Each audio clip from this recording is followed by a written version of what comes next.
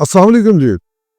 आज हम देखेंगे एक सवाल जो मुझसे कमेंट्स में मेरी एक सब्सक्राइबर की तरफ से किया गया है। उन्होंने कमेंट में ये सवाल किया, सर मेरे हस्बैंड के दोस्त ने 2.7 मिलियन यानी कि 27 लाख रुपए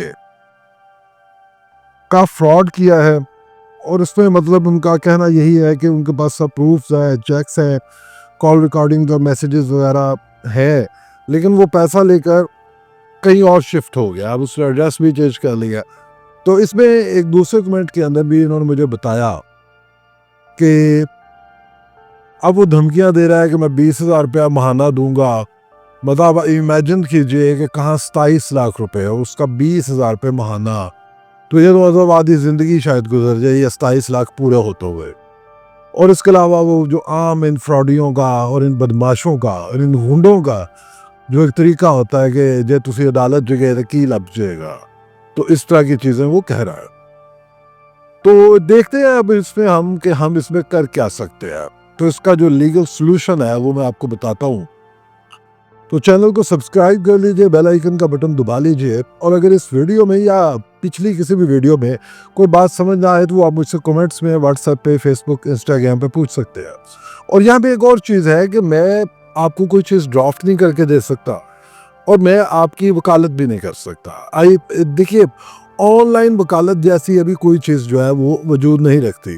तो मैं आपको जस्ट एक मशवरा दे सकता हूँ जो एक क्लाइंट का, एक परेशान इंसान की इमानत होती है एक वकील के पास। तो मैं जस्ट आपको कंसल्टेंसी प्रोवाइड कर सकता हूँ, जस्ट आपको मशवरा दे सकता हूँ। जो ड्राफ्टिंग है और जो केस है वो आप अपने शहर में किसी भी अच्छे प्रोफेशनल वकील से ही करवाएंगे। तो चलिए फिर अब इसके सीधे सीधे लीगल सॉल्यूशन की तरफ चलते हैं हम। अब मैं बताता हूँ कि कौन कौन से सेक्शंस यहाँ पे अप्लाई हो सकते हैं। एफआईआर हो सकती है, कुछ सिविल रेमेडी अगर अवेलेबल है तो वो क्या है। अब सबसे पहले हम इसकी लीगल क्लासिफिकेशन कर लेते हैं। ऐसे केसेस पाकिस्तान के अंदर चीटिंग और क्रिमिनल ब्रीच ऑफ ट्रस्ट के जिम्मे में आते हैं। इस पर पीनल लॉज जो है अप्लाई होते हैं, यानी फौजदारी कवानी। एक सेक्शन 420 है बड़ा मशहूर पाकिस्तान पीनल कोड का, ये सेक्शन फ्रॉड के रिलेटेड है, तो ये भी यहाँ पे एप्लीकेबल है। एक सेक्शन 406 है अमानत में खयानत।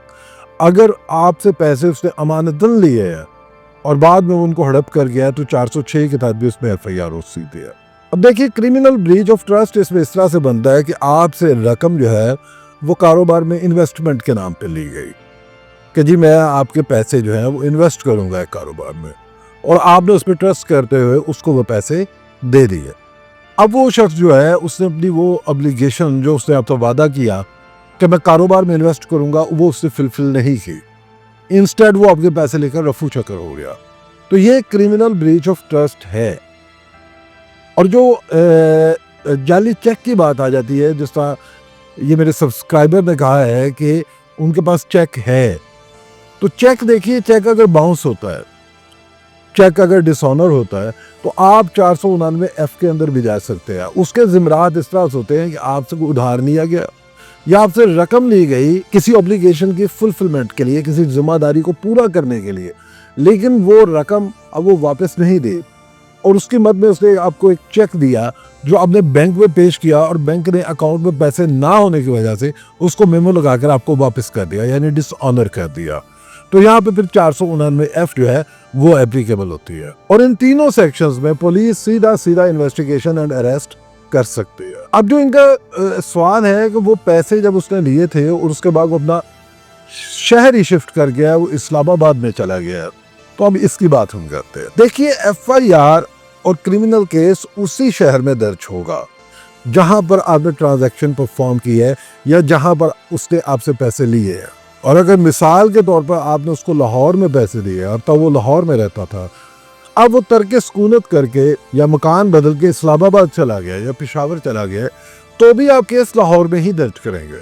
ये पुलिस की ड्यूटी है, ये पुलिस का काम है। अगर वो अहसन तरीके से अपना काम सर अंजाम दे तो वो उसे इस्लामाबाद, पेशावर, कहीं से भी उसको जाकर अरेस्ट कर सकते हैं, उसको गिरफ्तार कर सकती है। आपकी जो एफआईआर है उसमें ये चीज़ें लाजमी होनी चाहिए, कितनी आपसे अमाउंट ली गई और डेट ऑफ ट्रांजैक्शन एग्जैक्ट होने चाहिए, बिल्कुल ठीक होने चाहिए। पर्पस ऑफ पेमेंट आपकी एफआईआर में दर्ज होना चाहिए कि आपने उधार दिए हैं, बिजनेस में इन्वेस्टमेंट के लिए दिए हैं, आपने किस मकसद के लिए उसको पैसे दिए हैं, और जो चेक उसने आपको दिया है उसके फोटो कॉपी लगा दे, बैंक रिकॉर्ड वो जो मेमो होता है उसकी कॉपी उसके साथ लगा दे, जो एफआईआर के लिए आपने एप्लीकेशन देनी है उसके अंदर। और अगर आपके साथ उसकी वो चैट्स भी हैं वादे वईद की, पैसे लेते वक्त की, पैसे डिमांड करते वक्त की, और बाद में ली तो लाल की, तो वो भी आप उसके अंदर मेंशन कर सकते हैं, चैट्स या कोई रिकॉर्डिंग्स कोई भी चीज हो। ये जो प्रूफ्स होते हैं इनको डॉक्यूमेंट्री एविडेंस कहा जाता है और पुलिस इसको साथ अटैच करती है। क्रिमिनल केसेस के अलावा आप यहाँ पे सूट ऑफ रिकवरी भी फाइल कर सकते हैं। यह सिविल कोड में होता है, सिविल प्रोसीजर के तहत होता है, और इसका मकसद मुल्ज़िम को सजा दिलवाना नहीं बल्कि आपके अपने पैसों की रिकवरी होती है।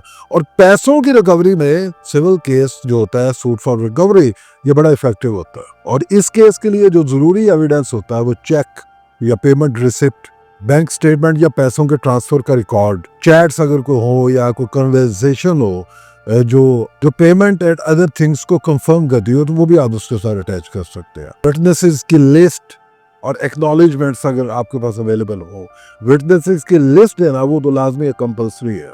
और कोर्ट के ऑर्डर्स के साथ आप अपनी प्रिंसिपल अमाउंट यानी वो रकम जो आपने दी थी, अपने डैमेजेस जो उस रकम को देने और उसको हासिल करने में आपका जो नुकसान हुआ है, जो वो कोई वकला की फीसेस और आपका मेंटल डैमेज और आपकी सेहत का डैमेज, ये तमाम चीज़ें डैमेजेस आप क्लेम कर सकते हैं। और इसके अलावा इंटरेस्ट भी अगर कोई बनता हो तो।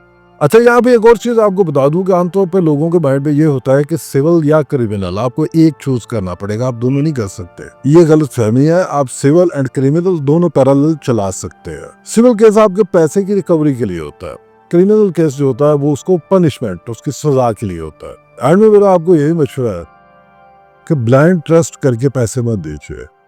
आपके साथ फ्रॉड को सड़क पर रह जाता अजनबी नहीं करता, या आपके अपने होते हैं, आपके दोस्त होते हैं, आपके रिश्तेदार होते हैं, कारोबार के नाम पर, इन्वेस्टमेंट के नाम पर आपको ठग लेते हैं, आपके हालात का फ़ायदा उठा लेते हैं, आपके ट्रस्ट का फ़ायदा उठा लेते हैं, आपकी अच्छाई को मिसयूज़ करते हैं, आपकी गुड थिंकिंग का एडवांटेज देते हैं ये लोग। कभी भी किसी पर इस तरह ट्रस्ट मत कीजिए, फूंक फूंक कर कदम रखिए। हालात बहुत ख़राब है, अपने आप को बचाना पड़ेगा आपको खुद। मैं हूँ ज़िशान चिमर एडवोकेट और मेरा चैनल इंशाल्लाह आपके लिए लीगल शील्ड बनेगा। कोई बात समझ नहीं आई, आप फिर मुझसे व्हाट्सएप पे, कमेंट्स पे, फेसबुक, इंस्टाग्राम पर आप मुझसे पूछ सकते हैं। मेरे चैनल को सब्सक्राइब कीजिए, बेल आइकन का बटन दबाइए और इस वीडियो को शेयर कीजिए।